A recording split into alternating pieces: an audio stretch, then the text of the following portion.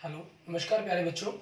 मैं Vijay Bansal, math lecturer, Jakhal block, district Fatehabad से, Haryana education department. आज हम अपनी मैथ की क्लास के अंदर कुछ सीखेंगे। हाँ जी प्यारे बच्चों, आज हम जो चैप्टर शुरू करेंगे, हमारी क्लास 10th का हमारा जो 12th चैप्टर है MCQ, उसके क्वेश्चंस करेंगे हम वृत्तों से संबंधित क्षेत्रफल हमारे 12th चैप्टर के अंदर।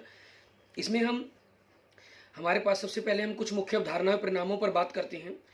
कहना हमारी जो सरल बंद आकृतियां होती हैं, जैसे कोई वृत्त हो गया हमारे पास, कोई चतुर्भुज होगी हमारे पास, ठीक है।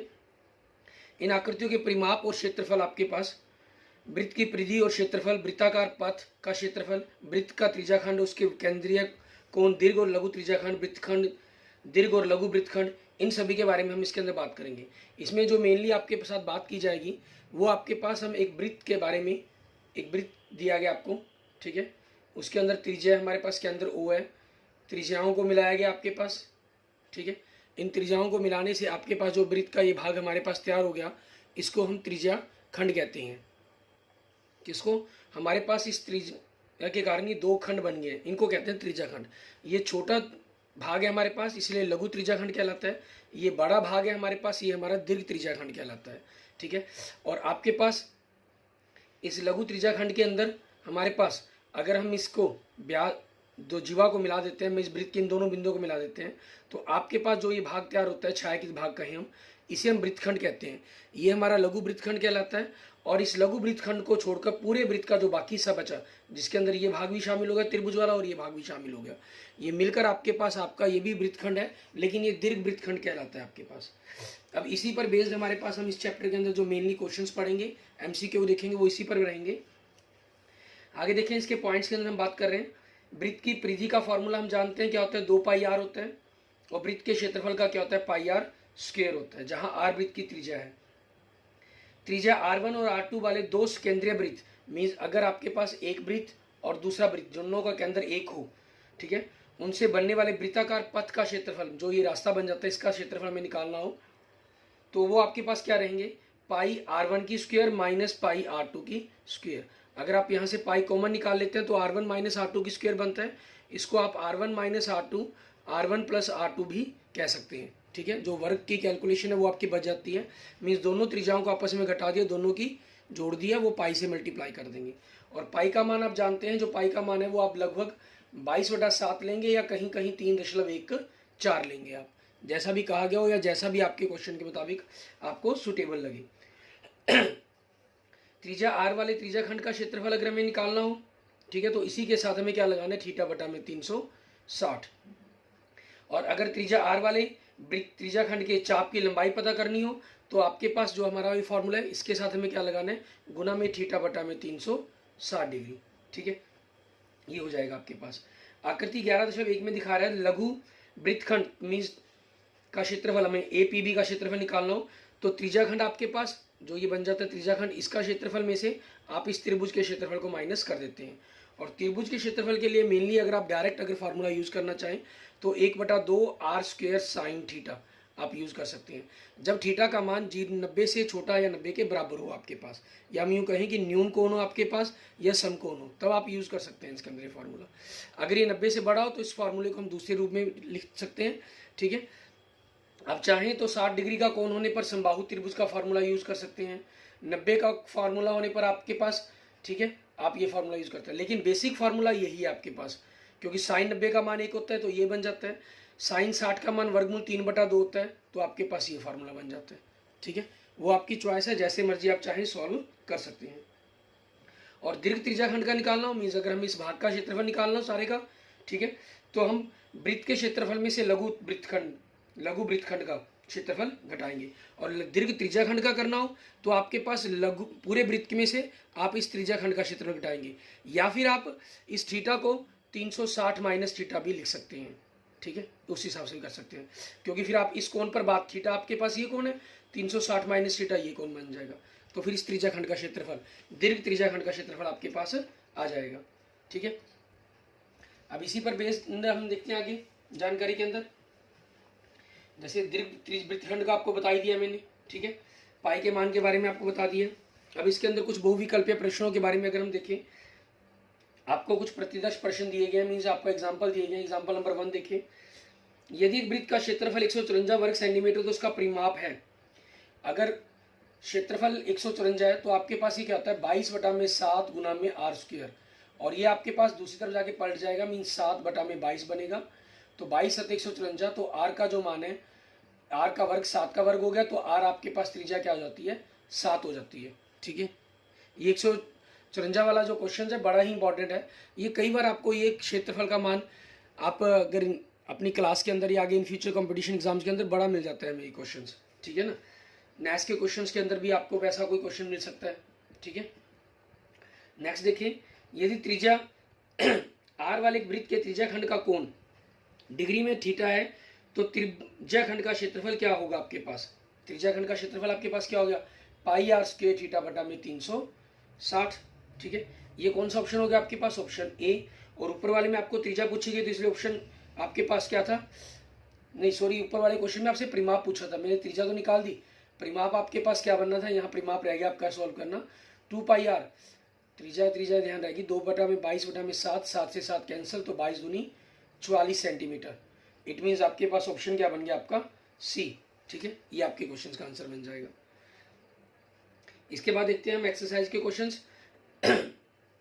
हमारा क्वेश्चन नंबर 1 देखिए, आपको कह रहा है यदि त्रिज्या R1 R2 वाले दो वृत्तों का क्षेत्रफलों का योग त्रिज्या R वाले वृत्त के क्षेत्रफल को करना हो, मीन्स अगर हमने दो त्रिवृत्तों को जोड़कर एक नया वृत्त बनाना हो तो उस वृत्त की त्रिज्या के और इन दोनों वृत्तों की त्रिज्या में क्या रिलेशन होगा, क्षेत्रफलों की बात की गई है इन्होंने। ठीक है ना, तो आपके पास R1 का वर्ग प्लस R2 का वर्ग बराबर में क्या होगा R के वर्ग के बराबर होगा आपके पास। ठीक है, और यदि दूसरे क्वेश्चन में कह रहे हैं यदि R1 और R2 त्रिज्या वाले दो वृत्तों की परिधियों का योग त्रिज्या R वाले वृत्त की परिधि के योग के बराबर हो तो क्या होगा, आपके पास जो नई परिधि है वो इन दोनों त्रिज्याओं के योग के बराबर होगी। मीन्स यहाँ आपके पास फर्स्ट क्वेश्चन का ऑप्शन बी बन जाएगा और आपके पास सेकंड क्वेश्चन का ऑप्शन ए बन जाएगा आपके पास आपके क्वेश्चन का आंसर। ठीक है, नेक्स्ट आगे देखेंगे हमारे पास क्वेश्चन नंबर 3 हमारा, इसके अंदर हमें क्या कह रहा है करने के लिए। क्वेश्चन नंबर 3 में कहा इन्होंने यदि एक वृत्त की परिधि और एक वर्ग का परिमाप बराबर हो, वृत्त की परिधि मतलब 2 पाई आर और वर्ग का परिमाप मतलब आपके पास 4a। ठीक है, बुझा हो गया आपके पास। तो कहता क्या होगा, जो वृत्त का क्षेत्रफल है और वर्ग का क्षेत्रफल आपस में बराबर होगा, वृत्त का क्षेत्रफल वर्ग के क्षेत्रफल के बराबर होगा आपके पास, वृत्त का क्षेत्रफल वर्ग के क्षेत्रफल से छोटा होगा, वृत्त और वर्ग के क्षेत्रफल के बीच में संबंध निश्चित रूप से कुछ भी नहीं कहा जा सकता। ठीक है, इसमें आप हमेशा एक से दूसरे रिलेशंस को बनाने की कोशिश करेंगे, वहीं से आपके पास आपकी वैल्यू सॉल्व होंगी। ठीक है, मान लीजिए हम यहाँ से त्रिज्या की वैल्यू निकालने की कोशिश कर लेते हैं या भुजा की वैल्यू निकालने की कोशिश कर लें। वृत्त का क्षेत्रफल आपके पास पाई आर स्क्वायर होगा और ये ए स्क्वायर होगा, तो आपको देखना है कि ए स्क्वायर यहाँ पर सिंपल आपके पास है, तो हम इसके अंदर आर की वैल्यू पुट करने की कोशिश करते हैं। आर की वैल्यू आप यहाँ से क्या पुट कर सकते हैं 4a/2 पाई।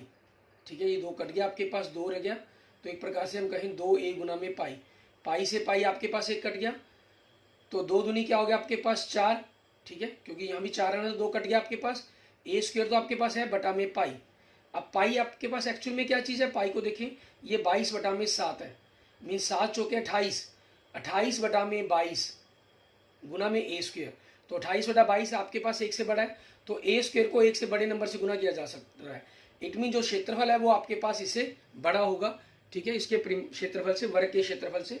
इट मीन्स आपके पास ऑप्शन क्या बनेगा आपका बी बनेगा।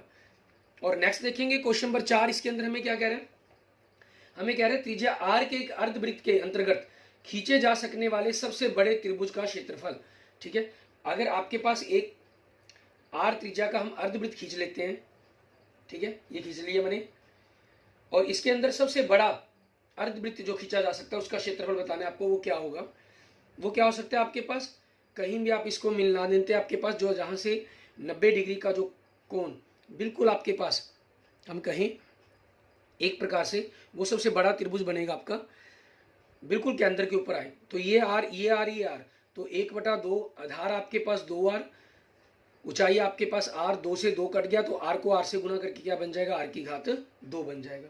इट मीन्स ऑप्शन क्या बन गया आपके पास ए, ये है उस त्रिभुज का क्षेत्रफल हो जाएगा आपके पास। क्लियर। उसके बाद यदि एक वृत्त का परिमाप एक वर्ग के परिमाप के बराबर हो, एक वृत्त का परिमाप एक वर्ग के परिमाप के बराबर हो तो उनके क्षेत्रफलों का अनुपात क्या होगा, हमें ये बताना है कि उनके क्षेत्रफलों में आपस में क्या अनुपात बनेगा। आपके पास देखिए ये हम ऊपर कैलकुलेशन की है, ये 2 से कट के 11 और ये 2 से कट के 14, तो आपके पास 14 बटा में 11 ए स्क्वायर अनुपात ए स्क्वायर, ए स्क्वायर से ए स्क्वायर कैंसिल, तो 14 अनुपात 11 आपके पास ये बनता है आपका। ठीक है, इन्होंने क्योंकि वृत्त पहले कहा है, भुजा वर्ग बाद में कहा है, इसलिए 14 पहले ही रहेगा आपके पास। मीन्स अगर हम ऑप्शन के तौर पर इसको चेक करना चाहेंगे तो ऑप्शन बी आपके पास आपके क्वेश्चंस का आंसर बनेगा। ठीक है, नेक्स्ट देखेंगे 6वां क्वेश्चन। किसी स्थान पर 16 मीटर और 12 मीटर व्यास वाले 2 वृत्ताकार पार्कों के क्षेत्रफलों के योग के बराबर क्षेत्रफल का अकेला वृत्ताकार पार्क बनाने का प्रस्ताव है, नए पार्क की त्रिज्या क्या होगी। इसके बारे में हमने पहले ही क्वेश्चन में देखा था। ठीक है, क्षेत्रफलों के बराबर की बात की गई है यहाँ पर। ठीक है, तो हम क्या करेंगे, दोनों के दोनों पोर्शंस को, ठीक है, क्योंकि ये व्यास दिए गए हैं तो 16 का आधा आपके पास क्या हो जाएगा 8, 8 का वर्ग करेंगे आप 64, 12 का वर्ग सॉरी आधा करेंगे 6, 6 का वर्ग 36, 64 और 36 कितना हो जाएगा आपके पास 100 हो जाएगा आपका। ठीक है, और 100 आपके पास क्या बन जाता है, अगर हम देखें 100 क्या होता है 10 का वर्ग। ठीक है, इट मीन जो नया वृत्त बनेगा उसकी त्रिज्या कितनी होगी आपके पास 10 होगी। तो ऑप्शन क्या बन जाएगा आपके छठे क्वेश्चन का ए। ठीक है, ये आपके पास आपके क्वेश्चन का आंसर बन जाएगा। क्लियर। इसके बाद देखते हैं हमारे पास हमारा नेक्स्ट क्वेश्चन, क्वेश्चन नंबर 7। ठीक है, उसके अंदर में क्या कह रहा है करने के लिए, क्वेश्चन नंबर 7 में कह रहा है भुजा 6 सेंटीमीटर वाले एक वर्ग के अंतर्गत खींचे जा सकने वाले वृत्त का क्षेत्रफल बताएं। भुजा 6 सेंटीमीटर वाले एक वर्ग है आपके पास, उसके अंदर हमने एक वृत्त खींच दिया। ठीक है, उसके अंदर एक वृत्त खींच दिया तो उसका जो व्यास बनेगा वो आपके पास क्या हो जाएगा 6 हो जाएगा। तो त्रिज्या कितनी होगी आपके पास उसकी 3 होगी। तो क्षेत्रफल क्या बन जाएगा पाई आर स्क्वायर मीन्स 3 का स्क्वायर, इट मीन्स 9 पाई, ये आपके पास आंसर बन जाएगा। और 9 पाई कौन सा ऑप्शन है आपके पास, ऑप्शन डी। नेक्स्ट देखेंगे क्वेश्चन नंबर 8 हमारा, इसके अंदर हमें क्या कह रहा है करने के लिए त्रिज्या 8 सेंटीमीटर वाले एक वर्ग के अंतर्गत खींचे जा सकने वाले वर्ग का क्षेत्रफल, सॉरी वृत्त के अंदर मीन्स 8 सेंटीमीटर त्रिज्या का एक वृत्त है। ठीक है, इसके अंदर हमने एक वर्ग खींचना है, इसके अंदर जब एक वर्ग बनाना है तो जो इसका विकर्ण होगा, क्योंकि 90 डिग्री का कोण हो गया, तो जो इसका विकर्ण होगा वो आपका एक व्यास बनेगा। इन्होंने 8 सेंटीमीटर का है। ठीक है, तो इसकी जो भुजा बनती है हमारे पास, अगर मान लीजिए हम ए भुजा मान लें वर्ग की, ठीक है, भुजा ए मान लें, तो जो उसका विकर्ण होता है वो हमेशा क्या होता है ए वर्गमूल 2 बनता है हमारे पास। इन्होंने यहाँ पर आपके पास इन्होंने त्रिज्या कितनी दी हुई है आपको 8 दी हुई है, सॉरी त्रिज्या 8 है, तो आपका जो व्यास है वो कितना बन गया ए वर्गमूल 2 बराबर में 16 आ गया। तो ए कितना हो जाएगा 16 बटा में वर्गमूल 2 आपके पास। अब आपसे कह क्या रहा है ये त्रिज्या 8 सेंटीमीटर वाले वृत्त के अंतर्गत खींचे जा सकने वाले, ठीक है, आपके पास जो भी खींचे जा सकने वाले वर्ग का क्षेत्रफल बताना है हमें। वर्ग का क्षेत्रफल में भुजा का वर्ग तो ए स्क्वायर कितना हो गया आपके पास 16 वर्गमूल 2 गुना में 16 वर्गमूल 2, वर्गमूल 2 तो 2 बन जाएगा, 2 उसको 16 से काट दिया 8। अब 16 अठे की बात करेंगे हम, ठीक है, 16 अठे 128 आपके पास आ जाएगा। ये कौन सा ऑप्शन है आपके पास, ऑप्शन बी। ठीक है, एंड नेक्स्ट देखेंगे क्वेश्चन नंबर 8वें का बी था आपका। और क्वेश्चन नंबर 9 देखें, व्यास 36 सेंटीमीटर और 20 सेंटीमीटर वाले 2 वृत्तों की परिधियों का योग के बराबर परिधि 1 वाले एक वृत्त की त्रिज्या होगी। 36 का आधा हमारे पास व्यास दिया इन्होंने, व्यास की बात कर रहे हैं, 36 का आधा 18 हो गया और 20 का आधा 10 हो गया, दोनों को जोड़ दिया हमने 28 सेंटीमीटर हो गया। तो जो नया वृत्त बनेगा जिसकी परिधि इन दोनों परिधियों के योग के बराबर होगी उसकी त्रिज्या कितनी होगी 28 होगी। ये हमने दूसरे क्वेश्चन के अंदर फॉर्मूले के तौर पर पढ़ा था। तो ऑप्शन क्या बन जाएगा आपका सी। एंड नेक्स्ट देखेंगे क्वेश्चन नंबर 10 हमारा, इसके अंदर हमें क्या कह रहे हैं, क्या त्रिज्या 24 सेंटीमीटर और 7 सेंटीमीटर वाले 2 वृत्तों के क्षेत्रफलों के योग के बराबर क्षेत्रफल वाले एक वृत्त का व्यास, वही फिर हमारे पास सेम हमें 24 त्रिज्या दी गई तो 24 का वर्ग, 7 त्रिज्या गई तो 7 का वर्ग, व्यास होते तो इनका आधा कर देते, इन दोनों को जोड़ दिया तो 625 बन गया, 625 25 का वर्ग बन गया। ठीक है, मतलब जो नई त्रिज्या बन गई वो 25 बन गई। यहाँ इन्होंने त्रिज्या नहीं पूछी, यहाँ आपसे व्यास पूछा इन्होंने कहा त्रिज्या 24 और 7 सेंटीमीटर वाले 2 वृत्तों के क्षेत्रफलों के योग के बराबर क्षेत्रफल वाले एक वृत्त का व्यास, तो वो व्यास कितना हो जाएगा 25 का डबल कितना हो जाएगा 50 सेंटीमीटर। मीन्स ऑप्शन क्या बन जाएगा आपके पास? डी। ठीक है, ये आपके क्वेश्चन का आंसर बन जाएगा। क्लियर? इसके बाद हम देखेंगे हमारे पास कुछ क्वेश्चंस और। ठीक है, सत्य असत्य क्वेश्चन के बारे में हम बात करेंगे, उनके बारे में देखते हैं कि हमें किस प्रकार से उन क्वेश्चंस को सॉल्व करना है। देखिए, तर्क के साथ के अंदर स्पष्ट उत्तरीय प्रश्न दीजिए। जैसे हम सबसे पहले प्रतिदेश प्रश्न देखते हैं कुछ। क्या निम्नलिखित कथन सत्य है? अपने उत्तर का कारण दीजिए। एक वृत्तखंड का क्षेत्रफल संगत त्रिज्याखंड के क्षेत्रफल में से संगत त्रिभुज का क्षेत्रफल के बराबर होता है। यहां आपके पास इन्होंने देखें, हमें कह रहा है कि एक वृत्त त्रिज्याखंड आपके पास, ठीक है, त्रिज्याखंड आपके पास पूरा हो गया। इसमें से आप इस त्रिभुज का क्षेत्रफल घटा देते हैं तो ये वृत्तखंड का क्षेत्रफल आ जाएगा। लेकिन देखिए, यहाँ आपको ये होता है लघु वृत्तखंड का, इन्होंने यहाँ लघु वृत्तखंड शब्द प्रयोग नहीं किया, इसलिए ये क्या हो गया आपके पास? सत्य नहीं। कथन सत्य नहीं है, ये केवल लघु वृत्तखंड के लिए सत्य है। दीर्घ वृत्तखंड के क्षेत्रफल के लिए संगत त्रिज्याखंड के क्षेत्रफल में त्रिभुज का क्षेत्रफल जोड़ना पड़ेगा हमें। ठीक है ना, अगर हमें दीर्घ त्रिज्या वृत्तखंड का क्षेत्रफल पता करना है, ठीक है ना। संगत त्रिज्याखंड मतलब आपके पास इसकी बात कर रहा है, इस त्रिज्याखंड की। दीर्घ त्रिज्याखंड के अंदर हम त्रिभुज का क्षेत्रफल जोड़ेंगे तो आपके पास ये पूरे बड़े त्रिज्याखंड का वृत्तखंड का क्षेत्रफल आ जाएगा। ठीक है, या फिर दूसरा तरीका, पूरे वृत्त के क्षेत्रफल में से आपको लघु वृत्तखंड का क्षेत्रफल माइनस करना होगा, तब आपके पास ये चीज आ जाएगी। क्लियर? उसके बाद देखते हैं हमारे पास हमारा नेक्स्ट सेकंड क्वेश्चन एग्जांपल इसका। ठीक है, ये हमारे पास क्या हो गया? हमारा सत्य नहीं है, या हम यूं कह सकते हैं एक प्रकार से असत्य है आपका। ठीक है, और सेकंड में क्या कह रहा है? आकृति 11.2 में कह रहा है भुजा 5 सेंटीमीटर वाले एक वर्ग के अंतर्गत एक वृत्त खींचा गया। ठीक है, और इस वर्ग के परिवृत्त एक अन्य वृत्त खींचा गया। क्या यह सत्य है कि बाहरी वृत्त का क्षेत्रफल आंतरिक वृत्त के क्षेत्रफल का दुगना होगा? अपने उत्तर के लिए कारण दीजिए। ठीक है, कि ये आपके पास सही होगा या नहीं होगा, उस चीज़ के बारे में हमें बताना है। इसमें हम क्या करते हैं, जैसे आप देख सकते हैं, इन्होंने ये जो हमारे पास बनेगा कि एक वर्ग है, किसी भी भुजा का आप लें, एक इसके अंतर्गत वृत्त खींचेंगे और एक इसके बाहर आप परिवृत्त वृत्त खींचते हैं। ठीक है, जो बाहर वाले वृत्त का क्षेत्रफल है वो अंदर वाले वृत्त के क्षेत्रफल का दुगना होगा, ये सत्य है आपके पास। इसके लिए हम क्या मान लेते हैं, मान लीजिए आपके पास जो अंदर वाला वृत्त है, ठीक है, इसका जो व्यास है आपके पास, ठीक है, वो 5 सेंटीमीटर है।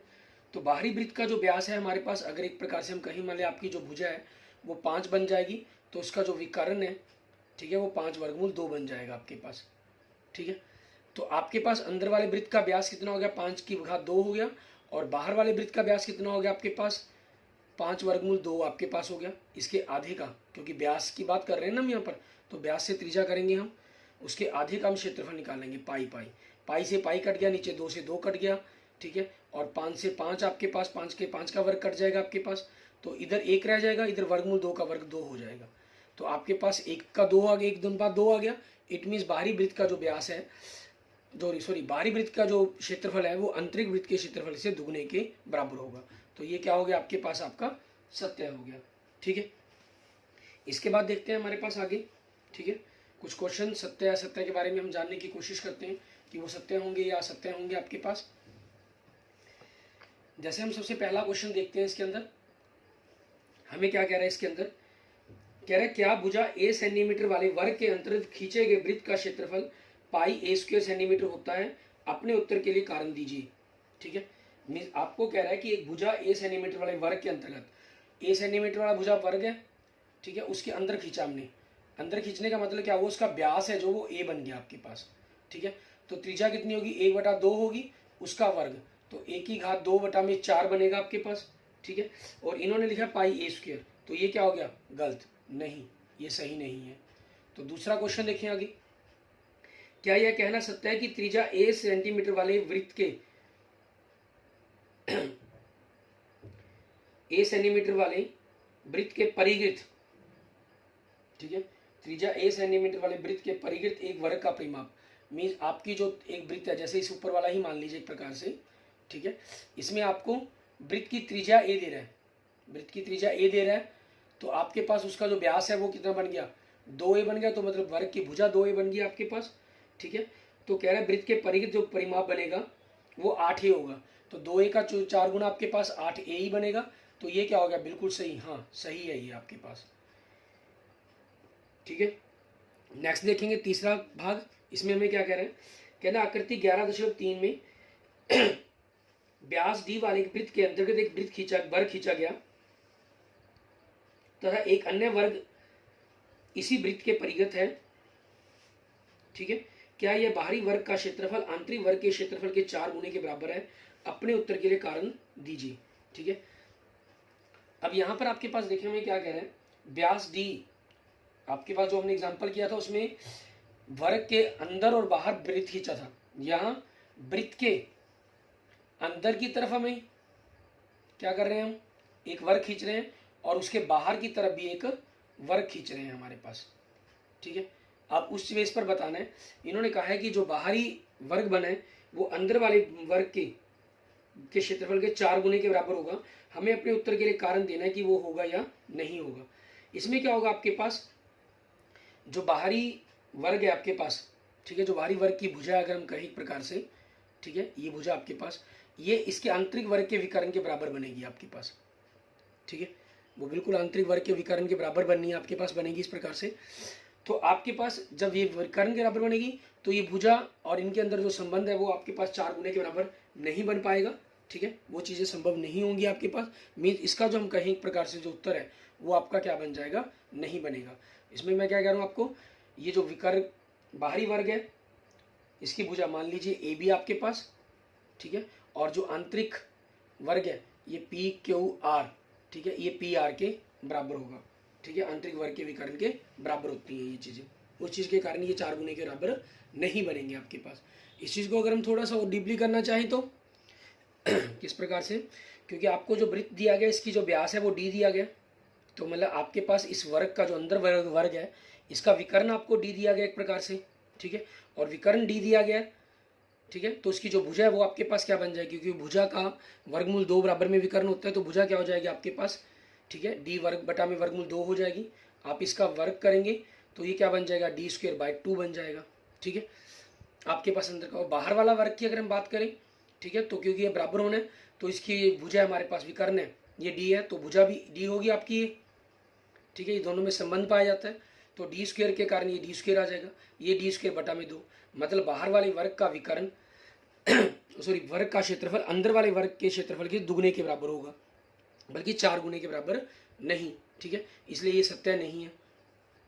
नेक्स्ट देखेंगे क्वेश्चन नंबर 4, इसमें क्या कह रहा है, कहना क्या यह कथन सत्य है कि एक वृत्तखंड का क्षेत्रफल संगत त्रिज्याखंड के क्षेत्रफल से कम होता है? नहीं, ये सिर्फ लघु वृत्तखंड के लिए सत्य है, जबकि दीर्घ वृत्तखंड के अंदर ये आपके पास उससे ज्यादा होता है, क्योंकि उसके अंदर त्रिभुज का क्षेत्रफल भी जुड़ जाता है।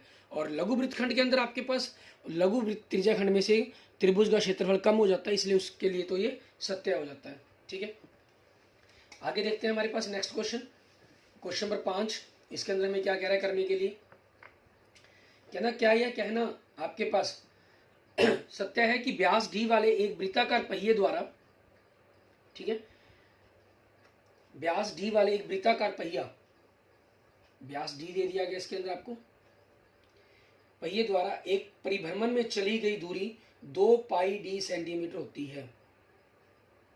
व्यास अगर डी है तो त्रिज्या कितनी होगी आपके पास, डी बटा 2 होगी, तो दूरी 2 गुना में त्रिज्या, 2 से 2 कट गया, मीन्स पाई डी होती है, और इन्होंने 2 पाई डी कह लिया, मतलब ये क्या हो गया, गलत हो गया। ठीक है, नेक्स्ट देखेंगे क्वेश्चन नंबर 6, एस मीटर की दूरी चलने के लिए त्रिज्या आर वाले मीटर एक वृत्ताकार पहिए को चक्कर लगाता है, यह कथन सत्य है और क्यों? ठीक है, हाँ, क्योंकि आपके पास इन्होंने देखिए त्रिज्या कितनी कह दी, इन्होंने आर कह दी, ठीक है ना, त्रिज्या आर कह दी, तो आपके पास उसका फॉर्मूला क्या बन जाएगा, 2 पाई आर। ठीक है, और इन्होंने दूरी कितनी तय करनी है, एस। ठीक है, और एक चक्कर के अंदर होनी चाहिए, मतलब दोनों आपके पास बराबर में होनी चाहिए, तो एक का मान कैसे निकलेगा, एस को मैं 2 पाई आर से भाग कर दूं। ठीक है, बिल्कुल सही हो गया आपके पास। हाँ, नेक्स्ट देखेंगे क्वेश्चन नंबर 7 आपके पास एक वृत्त के क्षेत्रफल का संख्यात्मक मान उसकी परिधि के संख्यात्मक मान से अधिक होता है, क्या यह कथन सत्य है? नहीं, ऐसा कोई जरूरी नहीं है, यह त्रिज्या के मान पर निर्भर करता है। अगर त्रिज्या का मान आपके पास कम होगा, ठीक है, तो आपके पास जो मान है वो उल्टे कम भी हो सकते हैं। ठीक है, एक वृत्त के क्षेत्रफल का संख्यात्मक मान उसकी परिधि के संख्यात्मक मान के बराबर मान से अधिक होता है। ये कोई हमेशा के लिए जरूरी नहीं है, हाँ कोई स्पेशल कंडीशन कह देता फिर हो सकती थी ये चीजें, ठीक है ना।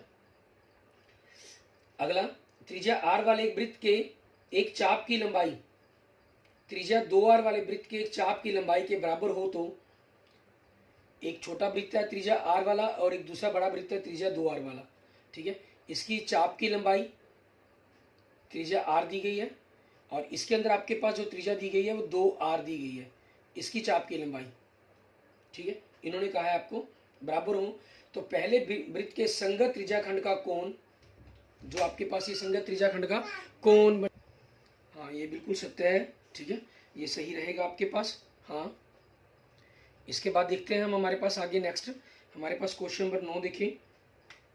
कहना दो भिन्न वृत्तों के बराबर लंबाइयों वाले चापों के संगत त्रिज्याखंडों के अगर क्षेत्रफल बराबर हो, क्या यह कथन सत्य है?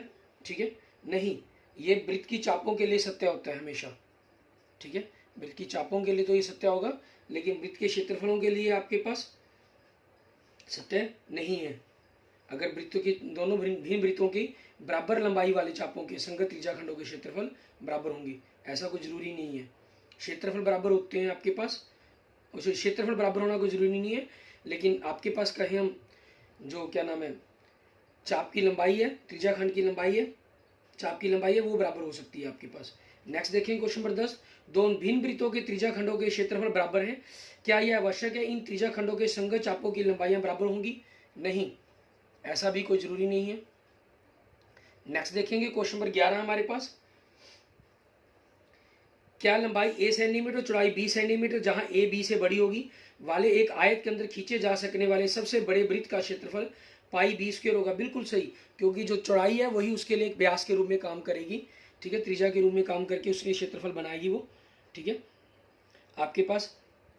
तो उस चीज के कारण चौड़ाई b वाले क्षेत्रफल के अंदर हमारे पास हम कहें, क्योंकि जो वृत्त की त्रिज्या है वो आयत की चौड़ाई के बराबर बन जाएगी, लेकिन इन्होंने यहाँ पर तो इसका आंसर क्या बन जाएगा, जो वृत्त की चौड़ाई हमारे पास, ठीक है, उसने त्रिज्या के बराबर बन जाना है हमारा। सॉरी, इसका उत्तर नहीं बनेगा हमारे पास, क्योंकि आपके पास त्रिज्या 20 होने पर हमारे पास वो हमारे लिए व्यास का काम करेगा, व्यास का काम करेगा तो पाई b स्क्वायर बाय 4 बनेगा, इसलिए इसका उत्तर क्या बनेगा आपके लिए? नहीं बनेगा आपके पास, ठीक है। एंड नेक्स्ट देखेंगे क्वेश्चन नंबर 12 हमारे पास, इसके अंदर हमें क्या कह रहा है करने के लिए, दो वृत्तों की परिधियां बराबर हैं, क्या यह आवश्यक है इन वृत्तों के क्षेत्रफल भी बराबर हों और क्यों? अगर दो वृत्तों की परिधियां बराबर हैं मतलब उनकी त्रिज्याएं बराबर है, त्रिज्याएं बराबर है तो मतलब उनके क्षेत्रफल भी बराबर होंगे, तो उत्तर क्या बनेगा आपका? हाँ बनेगा। एंड नेक्स्ट देखेंगे क्वेश्चन नंबर 13 के अंदर हमारे पास, इसमें भी आपके पास अगले वही अपोजिट पॉइंट पूछा गया क्वेश्चन नंबर 13-12 का, अगर क्षेत्रफल बराबर है तो त्रिज्याएं बराबर होंगी, त्रिज्याएं बराबर है तो इट मीन्स परिधियां भी बराबर होंगी, तो इसलिए आंसर हाँ आ जाएगा। नेक्स्ट देखेंगे क्वेश्चन नंबर 14, क्या यह कहना सत्य है कि व्यास p सेंटीमीटर वाले एक वृत्त के अंतर्गत वर्ग का क्षेत्रफल p स्क्वायर सेंटीमीटर के बराबर होगा? नहीं, व्यास अगर p है तो त्रिज्या आपके पास उसकी क्या बन जाएगी? p/2 बन जाएगी, और वर्ग की अगर बात कर रहे हैं हम तो उसकी जो वर्ग की भुजा बनेगी आपके पास वो p वर्गमूल, ठीक है, p/2 बनेगी आपके पास। अगर बाहर होती तो ठीक है, बाहर वर्ग होता तो वो p वर्गमूल 2 बन जाता, तो इसलिए आपके पास ये क्या हो जाएगा? गलत हो जाएगा, मीन्स उस p स्क्वायर नहीं बनेगा, तो इसलिए इस क्वेश्चन का आंसर क्या बन जाएगा आपके लिए? नहीं हो जाएगा। Clear? Okay, thank you friends, thank you students. अगर आपको मेरी वीडियो अच्छी लगी तो इसको लाइक करें, अपने दोस्तों मित्रों के साथ इसको जरूर शेयर करें। अन्य किसी भी प्रकार की प्रॉब्लम के लिए आप मुझे मैसेज कर सकते हैं, कमेंट कर सकते हैं। और अगर आपने अभी तक मेरे यूट्यूब चैनल विजय जाखल बंसल मैथ को नहीं सब्सक्राइब किया है तो please subscribe my YouTube channel Vijay Jakhal Bansal math. Okay, thank you friends, thank you students.